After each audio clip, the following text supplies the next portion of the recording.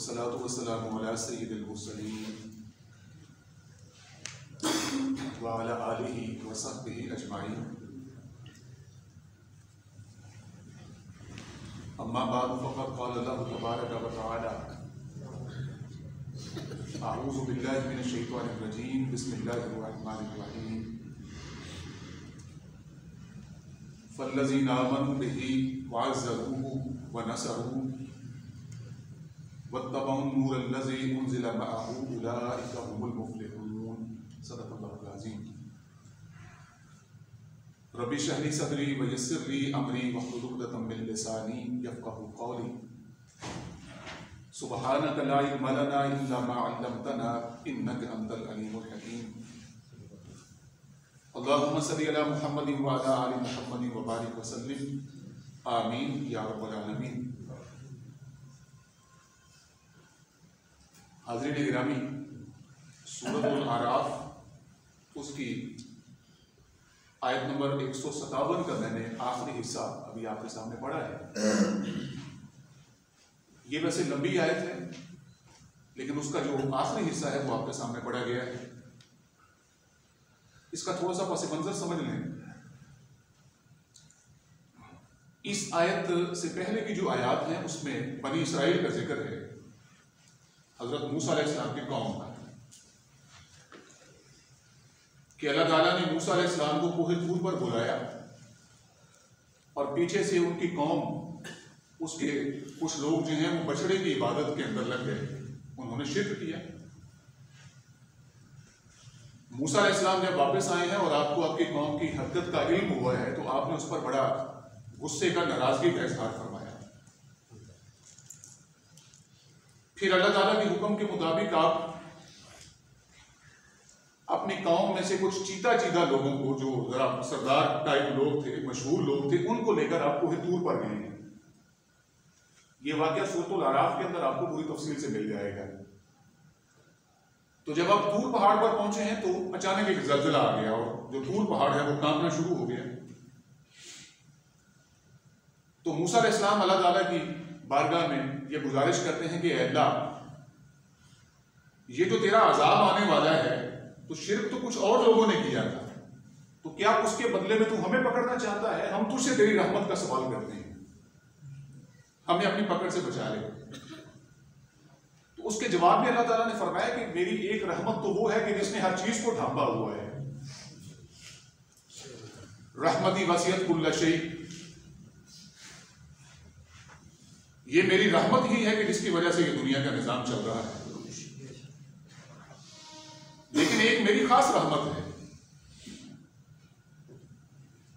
जो उन लोगों को मिलेगी कि जो मेरे रसूल नबी उम्मी पर ईमान लाएंगे। और हमारे वो नबी जब दुनिया में तशरीफ लाएंगे तो वो क्या करेंगे? वो लोगों को नेकी का हुक्म देंगे, बुराइयों से मना करेंगे। जो बोझ और तौक उन्होंने अपने गलों पर, अपने कंधों में लाद लिए हैं, उनसे उनको निजात दिलाएंगे। हलाल चीजों को हलाल ठहराएंगे और हराम चीजों को हराम करार देंगे। ये पूरी तमहीद है, वो आप जाके बाद में पढ़ लें। उसके बाद फरमाया फल्लज़ीना आमनू बिही, बस जो लोग ईमान लाएंगे हमारे नबी सल्लल्लाहु अलैहि वसल्लम पर, वअज़्ज़रूहु, और आपका अदब और एहतराम करेंगे, वनसरूहु, और आपकी मदद करेंगे, वत्तबअुन नूरल्लज़ी उन्ज़िला मअहू, और हमने अपने नबी सल्लल्लाहु अलैहि वसल्लम के साथ जो नूर उतारा है, रोशनी उतारी है, जो उसकी पैरवी करेंगे, फ़उलाइका हुमुल मुफ़्लिहून, तो सिर्फ यही लोग हैं कि जो फलाह पाने वाले हैं। मेरी खास रहमत सिर्फ इन लोगों के हिस्से में आएगी जो ये चार काम करेंगे। गोया कि दूसरे लफ्जों में यह कहा जा सकता है कि मेरा और आपका, उम्मत मुस्लिमा का नबी अकरम सल्लल्लाहु अलैहि वसल्लम के साथ ताल्लुक क्या बनता है, वो कौन सी बुनियादें हैं कि जिन बुनियादों के ऊपर यह ताल्लुक कायम है। तो ये चार बुनियादें हैं कि जिनका जिक्र आपको इस आयत मुबारका के आखिरी हिस्से में मिलेगा। उसमें से जो सबसे पहली बात है वो ईमान है। और अल्लाह ताला का शुक्र है कि अल्लाह ने हमें मुसलमानों के घरों में पैदा कर दिया, वो पैदाइशी तौर पर हमें वो ईमान हासिल है। लेकिन जैसा कि आप जानते हैं कि ईमान के दो हिस्से होते हैं, इकरार बिल लिसानी व तस्दीक बिल कल्ब, जबान से इकरार करना और दिल से तस्दीक करना। ये दो चीजें जब आपस में मिलती हैं तब ईमान मुकम्मल होता है। सिर्फ जबान का इकरार है, दिल में यकीन नहीं है, तो ये मुनाफिकत है। और अगर दिल तो पहचान रहा है, इकरार कर रहा है, लेकिन जबान उसकी तस्दीक नहीं कर रही, तो ये कुफर है। जबान का इकरार और दिल की तस्दीक जब आपस में मिलती है तब पक्का ईमान होता है। नबी अकरम सल्लल्लाहु अलैहि वसल्लम के बारे में जब ईमान की बात की जाएगी तो उसमें इस बात का इकरार और दिल की तस्दीक कि आप अल्लाह के नबी हैं, आखिरी नबी हैं। नबूवत और रिसालत का सिलसिला जो अल्लाह ताला ने हजरत आदम अलैहिस्सलाम से शुरू किया था, वो आप सल्लल्लाहु अलैहि वसल्लम पर आगे न सिर्फ खत्म हुआ है बल्कि मुकम्मल हो गया है। अब आपके बाद कोई नबी नहीं है। और ये कि नबी अकरम सल्लल्लाहु अलैहि वसल्लम की नबूवत और रिसालत अब क़यामत तक आने वाले तमाम इंसानों के लिए, वमा अरसलनाका इल्ला काफ़तन लिन्नासी बशीरन व नज़ीरा, नबी सल्लल्लाहु अलैहि वसल्लम हमने आपको तमाम इंसानों के लिए बशीर और नज़ीर बनाकर भेजा है। और ये कि नबी अकरम सल्लल्लाहु अलैहि वसल्लम की लाई हुई तालीमात पर अमल करने में ही हमारी निजात है, यही असल कामयाबी है। इसका ज़बान से इकरार करना और दिल की गहराइयों में इसका यकीन होना। तो मैंने जैसा कि अर्ज किया है कि ये ज़बान का इकरार तो हमें हासिल है, अब इसको दिल का यकीन बनाने की भी जरूरत है, तब ईमान मुकम्मल हो जाएगा। ये पहली बुनियाद है। उसके बाद आगे फरमाया वाज़रूहु, जिन्होंने अदब किया, एहतराम किया, इज्जत की, तौकीर की हमारे नबी सल्लल्लाहु अलैहि वसल्लम। और हकीकी बात यही है कि ये ईमान जितना गहरा होता चला जाएगा उतना ही नबी अकरम सल्लल्लाहु अलैहि वसल्लम की इज्जत में, आपके अदब में, आपके मुकाम में, आपके इहतराम में इजाफा होता चला जाएगा। अगर ये एहसास हो जाए कि अल्लाह ताला ने अपने नबी सल्लल्लाहु अलैहि वसल्लम के जरिए से हमें क्या चीज अता की है, हमारे ऊपर अल्लाह के नबी सल्लल्लाहु अलैहि वसल्लम का एहसान क्या है, इस एहसास में जितना इजाफा होता चला जाएगा उतना ही नबी अकरम सल्लल्लाहु अलैहि वसल्लम के अदब और इहतराम में भी इजाफा होता चला जाएगा। और ये अदब और इहतराम वो चीज है कि जिसकी सबसे पहले तालीम अल्लाह ताला ने सहाबा किराम को दी। कुरान मजीद में कई मुकामात आपको मिलेंगे। मिसाल के तौर पर सूरत हुजरात की दूसरी आयत है, या अय्युहल्लज़ीना आमनू ला तरफ़ऊ अस्वातकुम फ़ौक़ सौतिन नबी वला तजहरू लहू बिलक़ौलि कजहरि बाज़िकुम लिबास अन तहबतु अमालुकुम व अंतुम ला तशऊरून। ऐ लोगों जो ईमान लाए हो, अपनी आवाज़ों को हमारे नबी की आवाज़ से पस्त रखा करो। ये बड़ों का अदब होता है ना कि अदब के साथ धीमे लहजे में गुफ्तगू की जाए। और अल्लाह के नबी सल्लल्लाहु अलैहि वसल्लम तो खैर इंसानियत के मिराज पर फाइज है। और बेतकल्लुफी के साथ जिस तरह तुम एक दूसरे को बुलाते हो, कभी हमारे नबी को ऐसे ना बुलाना, कहीं ऐसा ना हो कि तुम्हारे सारे अमाल ज़ाये हो जाएं, तुम्हें इसका पता भी ना लगे। एक सहाबी के बारे में आता है कि कुदरती तौर पर उनकी आवाज बुलंद थी, जैसा कि कुछ लोगों की होती है। इस आयत के नाज़िल होने के बाद उन्होंने नबी अकरम सल्लल्लाहु अलैहि वसल्लम की महफिल में आपके पास आना छोड़ दिया। किसी ने पूछा आते क्यों नहीं हो, तो उन्होंने कहा कि मुझे उस आयत से डर लगता है कि मेरी आवाज कहीं बुलंद ना हो जाए और मेरे सारे अमल जो है वो ज़ाया नहीं होंगे। ये अदब, ये एहतराम, और हकीकत यही है कि सहाबा किराम ने फिर नबी अकरम सल्लल्लाहु अलैहि वसल्लम का वो अदब और एहतराम किया है कि शायद दुनिया के किसी बड़े से बड़े बादशाह को भी नसीब नहीं हुआ। सीरत को पढ़ के देख लीजिए आप। लेकिन आप मेरी इस बात से इत्तेफाक करेंगे कि कोई भी अदब और एहतराम बगैर मोहब्बत के नहीं होता। जब तक दिल में मोहब्बत का जज्बा नहीं है तो ज़ाहिर है कि ऊपर ऊपर से अदब और एहतराम, उसका तो कोई माना नहीं।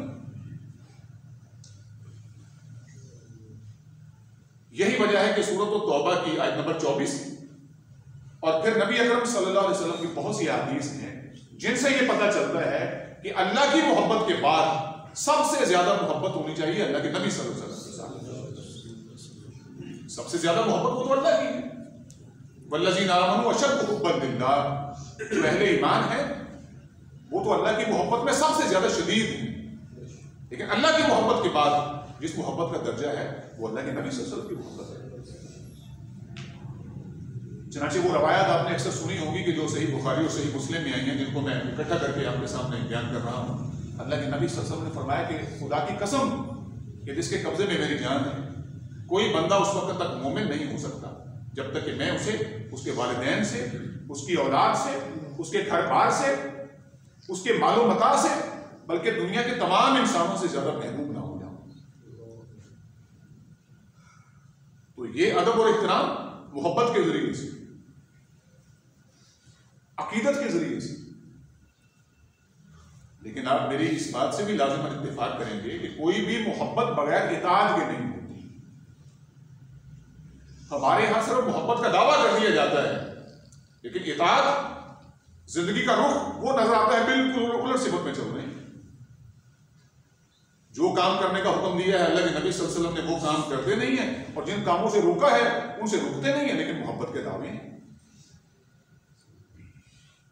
अक्सरियत का दावा सिर्फ आप आज ज़बान की लोग पर है, लेकिन कोई भी मोहब्बत बगैर इताअत के नहीं है।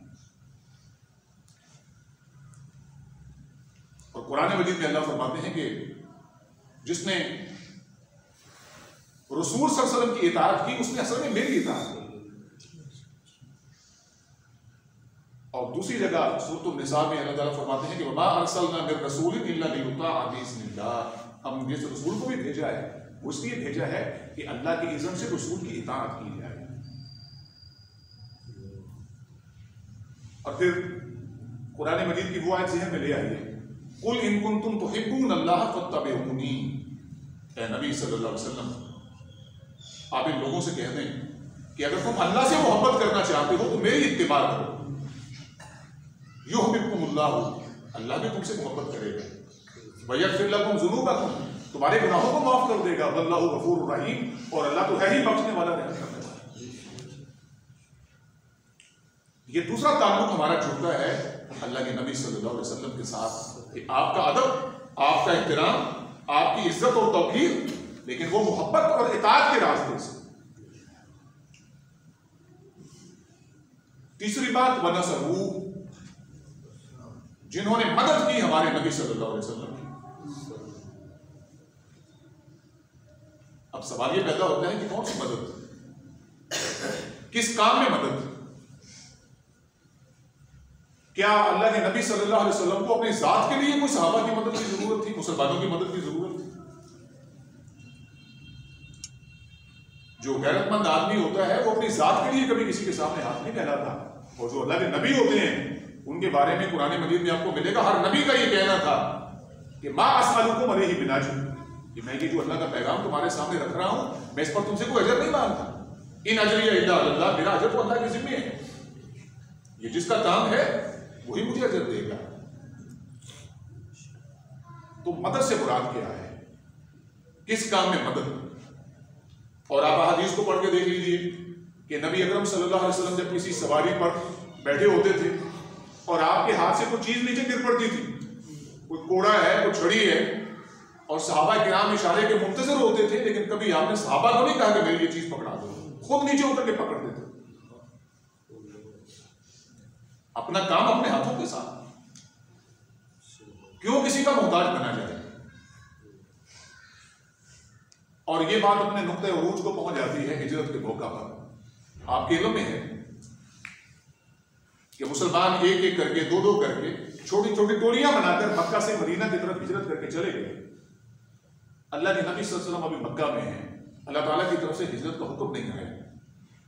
अबू बकर सिद्दीक रज़ी अल्लाह ताला अन्हु अभी भी मक्का में। रिवायत में आता है गालिबन हजरत अस्मा रज़ी अल्लाह ताला अन्हा, जो हजरत अबू बकर रज़ी अल्लाह ताला अन्हु की बेटी हैं, वो बयान करती हैं कि एक दिन दोपहर के वक्त हमारे दरवाजे पर जोर की दस्तक, दरवाजा खोला तो आगे अल्लाह के नबी हैं सल्लल्लाहु अलैहि वसल्लम, आपने चेहरा लपेटा हुआ और आपने फरमाया कि अबू बकर खुश हो जाओ, तैयारी करो, अल्लाह की तरफ से हिजरत का हुक्म आ गया है। हजरत अबू बकर रज़ी अल्लाह ताला अन्हु बड़े खुश हुए और अर्ज करते हैं कि अल्लाह के नबी सल्लल्लाहु अलैहि वसल्लम, मैंने 2 ऊँटनियां तैयार की हैं। अब ज़ाहिर बात है कि सफर लंबा है, वो 500 किलोमीटर का सफर जिसपे हफ्ता लग जाता है सफर करते हुए। खूब उनको खिलाया है, पिलाया है, मोटा ताजा किया है ताकि सफर तेजी के साथ निकल जाए और काफिर हमारा पीछा न कर सके। एक ऊँटनी मेरी अपनी है और एक मैं आपकी खिदमत में पेश करता हूं। यकीनन ये बातें आपने पढ़ा होगा, सुना भी होगा। नबी अकरम सल्लल्लाहु अलैहि वसल्लम ने फरमाया कि वो ऊँटनी बगैर कीमत के मजदूर से नहीं होगा। अब हजरत अबू बकर के साथ कितना गहरा ताल्लुक, यारे गार भी हैं, एक रिश्ते में सुसर भी हैं। और ये हजरत अबू बकर वो सहाबी हैं कि जिनके बारे में अल्लाह के नबी सल्लल्लाहु अलैहि वसल्लम का ये फरमान है कि मैंने हर किसी का बदला चुका दिया है, लेकिन अबू बकर का बदला नहीं, वो अल्लाह चुकाएगा। जितनी उनकी खिदमत मक्के के सरमायादारों में उनका जो है वो शुमार होता था, लेकिन हिजरत के मौका पर हाथ में कुछ भी नहीं है, सब कुछ अल्लाह के दीन के लिए लगा दिया। और हजरत अबू बकर रज़ी अल्लाह ताला अन्हु आगे से रो पड़ते हैं कि अल्लाह के नबी सल्लल्लाहु अलैहि वसल्लम, मेरी और आपके दरमियान कोई इतनी अजनबियत तो नहीं है। आपने फरमाया कि नहीं, कीमत दूंगा वो भी दूंगा। तो मैं ये अर्ज कर रहा था कि जाती मदद तो नबी अकरम सल्लल्लाहु अलैहि वसल्लम ने कभी सहाबा से नहीं की, लेकिन अल्लाह का हुक्म है कि मदद करो हमारे नबी सल्लल्लाहु अलैहि वसल्लम की। वो मदद क्या है? वो अल्लाह के दीन की मदद है कि जो मिशन हमने सुपुर्द किया है अपने नबी सल्लल्लाहु अलैहि वसल्लम के, उसके लिए उनके दस्तों बाजू बन जाओ, उनकी मदद करो। और ये हिदायत और नसीहत पहले नबियों के मानने वालों के लिए भी होती थी। सूरत सफ को पढ़ लीजिए, दूसरा रुकू है, या अय्युहल्लज़ीना आमनू कूनू अंसार अल्लाह, ऐ लोगों जो मदद ईमान लाए हो अल्लाह के मददगार बन जाओ। कमा क़ाल ईसा इब्न मरियम लिल हवारियीन मन अंसारी इलल्लाह, जैसा कि ईसा इब्न मरियम ने अपने हवारियों से कहा कि कौन है मेरा मददगार अल्लाह के रास्ते में। क़ाल अल हवारियून नहनु अंसारुल्लाह, तो हवारियों ने कहा कि हम हाजिर हैं अल्लाह के रास्ते में आपकी मदद करने के लिए। तो तीसरा तकाजा, मदद करो हमारे नबी की उनके मिशन में। और मिशन क्या था नबी अकरम सल्लल्लाहु अलैहि वसल्लम का? भटके हुओं को हिदायत पर ले आना, ये भी ठीक है। शिर्क के अंधेरों से निकालकर तौहीद के रास्ते पे ले आना, ये भी ठीक है। गुनाहों की जिंदगी छोड़कर नेकियों पर ले आना, ये भी ठीक है। सारी बातें ठीक है, लेकिन कुरान मजीद जो मिशन बयान करता है नबी अकरम सल्लल्लाहु अलैहि वसल्लम का, वो कुरान मजीद में 3 जगह आया, सूरतुल फतह में, सूरतुल तौबा में और सूरतुल सफ में। और वो क्या है? हुवल्लज़ी अरसल रसूलहु बिल हुदा व दीनिल हक़ लियुज़हिरहु अला दीन कुल्लिहि वलौ करिहल मुशरिकून। कि वही अल्लाह है जिसने भेजा अपने नबी सल्लल्लाहु अलैहि वसल्लम को 2 चीजें देकर, अल हुदा, हिदायत की किताब कुरान मजीद देकर, व दीनिल हक़, और सच्चा निज़ाम जिंदगी देकर भेजा, ताकि आप अल्लाह के दीन को सारे दीनों पर गालिब कर दें, ताकि आप अल्लाह के कानून को, अल्लाह के निज़ाम को सारे कानूनों पर, सारे निज़ामों पर गालिब कर दें। ये मिशन था नबी अकरम सल्लल्लाहु अलैहि वसल्लम का। आपका मिशन सिर्फ दीन की तबलीग नहीं थी, अल्लाह के दीन को गालिब करना था। प्रैक्टिकली अल्लाह का दीन गालिब आ जाए, इस काम के लिए सहाबा से कहा गया कि मदद करो। और सहाबा ने कैसी मदद की? जरा गज़वे बदर को याद कीजिए कि जब मुशावरत हुई कि एक तरफ कुरैश का तजारती काफिला है, एक तरफ उनका जंगी लश्कर है, क्या करें? तो सहाबा ने तकरीरें करते हुए कहा था कि अल्लाह के नबी सल्लल्लाहु अलैहि वसल्लम हमें हजरत मूसा के साथियों जैसा न समझें। जब लड़ाई का मौका आया था तो उन्होंने आगे से क्या कहा था? फज़हब अंत व रब्बुका फक़ातिला इन्ना हाहुना क़ाइदून, ऐ मूसा जाएं, आप और आपका रब जाके जंग लड़े, हम तो यहां बैठे हैं, हम तो नहीं यहां से गिरे। और वो जंग ना हजरत मूसा ने लड़ी, ना हजरत मूसा के रब ने लड़ी। ये काम अल्लाह ने इंसानों के जिम्मे छोड़ा हुआ है। अंबिया को अहले ईमान मिल गए, मजबूत जमात बनी, जिहाद हुआ तो अल्लाह का दीन गालिब हुआ, और जहां नहीं हुआ बहुत से अंबिया ऐसे हैं कि जो खाली हाथ दुनिया से चले गए, चंद लोग ईमान लाने वाले। अब हजरत लूत अलैहिस्सलाम पर सिर्फ ईमान लाने वाली उनकी बेटियां हैं, कोई और ईमान नहीं लाया। हजरत ईसा अलैहिस्सलाम पर ईमान लाने वाले कितने थे? उनके चंद हवारी।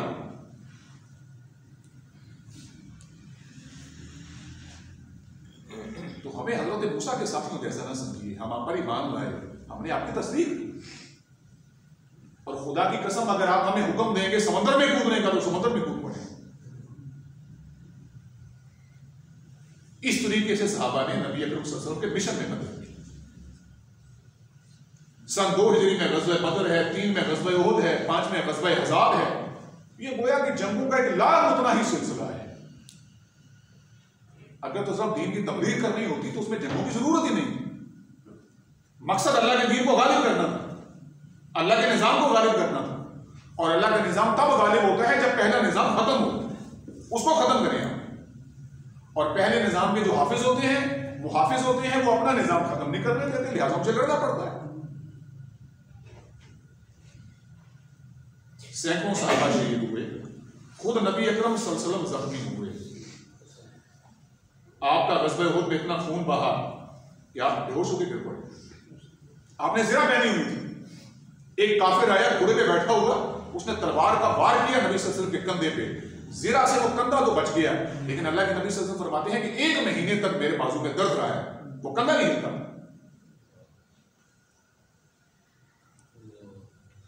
ये मिशन है अल्लाह के नबी सल्लल्लाहु अलैहि वसल्लम, ताकि अल्लाह का दीन गालिब हो जाए। और मैंने जैसे अर्ज किया कि नबी अकरम सल्लल्लाहु अलैहि वसल्लम ने अपनी हयात तैयबा में जजीरा नुमा अरब की हद तक अल्लाह का दीन गालिब कर दिया। जाअल हक़्क़ु व ज़हक़ल बातिल इन्नल बातिल कान ज़हूक़ा।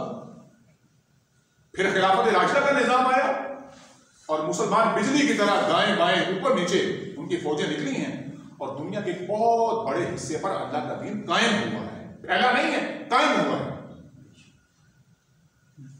सारे झूठे दीन वो दब के रह गए। अल्लाह का कानून आया, हर जगह अल्लाह का कानून होता है।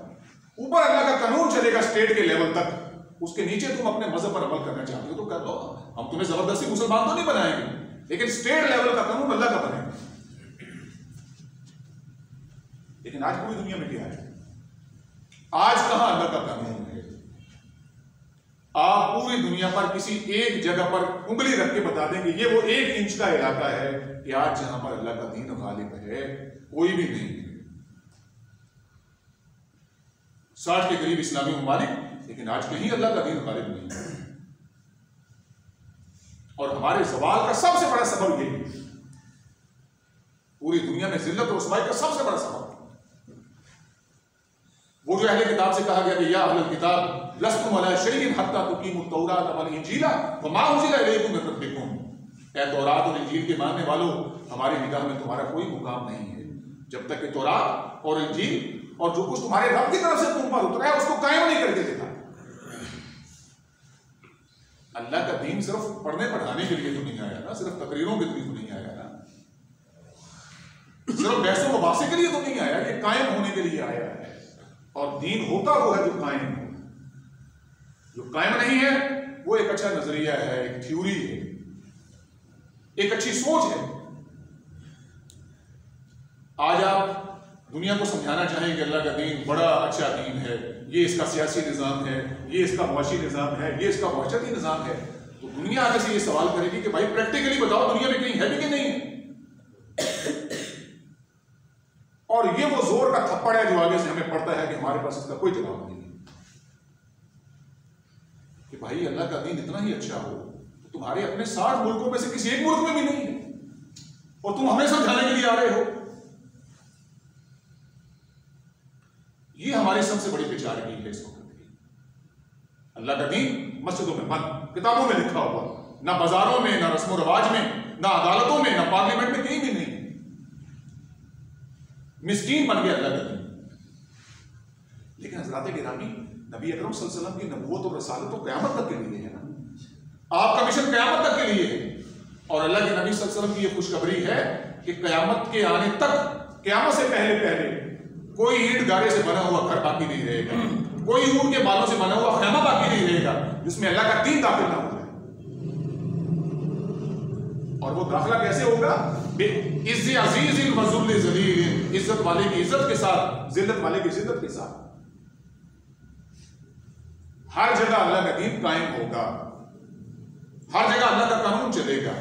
और मैंने जैसा कि अर्ज किया कि उसके नीचे होते होते कोई हिंदू रहना चाहे, ईसाई रहना चाहे, यहूदी रहना चाहे, वो ठीक है, लेकिन स्टेट लेवल का दीन सिर्फ इस्लाम का बने, वो मिशन अभी भी नामुकम्मल है।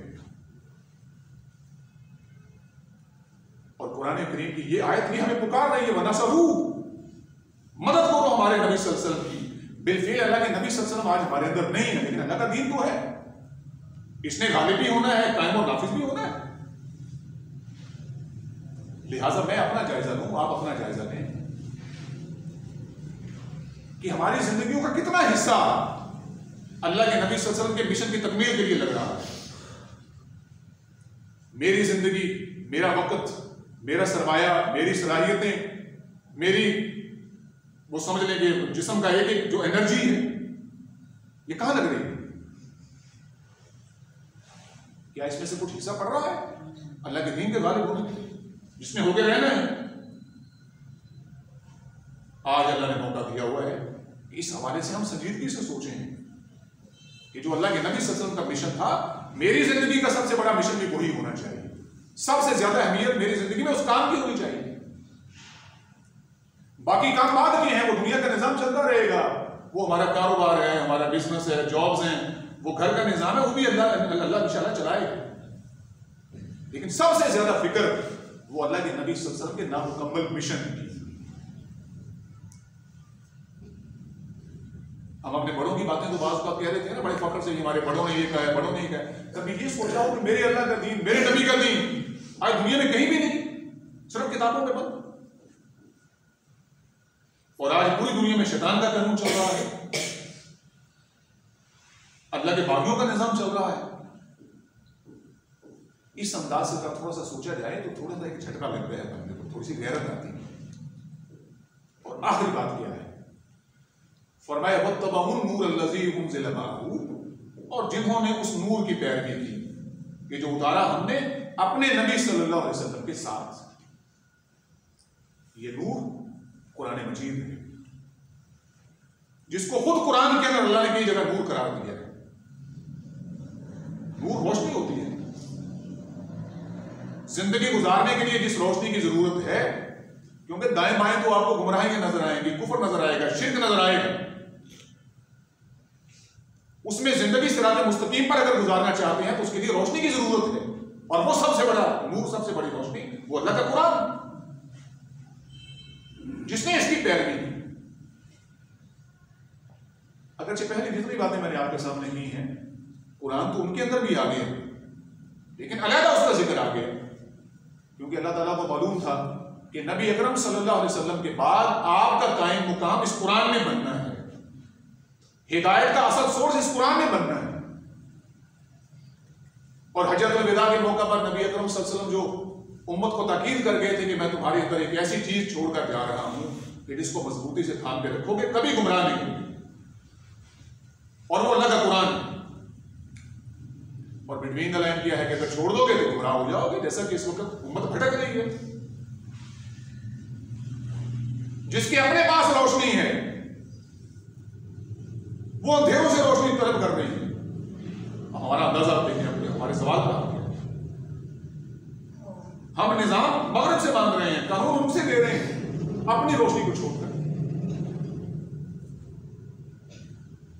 जिस कुरान के बारे में अल्लाह के नबी सल्लल्लाहु अलैहि वसल्लम का फरमान था कि इन अल्लाह यरफउ बिहाज़ल किताबि अक़वामन व यज़उ बिही आखरीन, इस किताब को थामने की वजह से अल्लाह ताला कामयाबी देगा, उरूज देगा, तरक्की देगा, शान शौकत देगा, रोब और दबदबा देगा।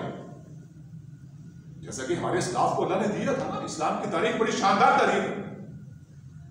सैकड़ों साल दुनिया के बहुत बड़े हिस्से के ऊपर हमने हुक्मरानी की है इस कुरान को थामने की वजह से। साथ क्या फरमाया कि इसको छोड़ने की वजह से अल्लाह जिल्लत की गहराइयों में गिरा दे, जैसा कि आप गिरे हो। इज्जत नाम की कोई शय पूरी दुनिया में नहीं।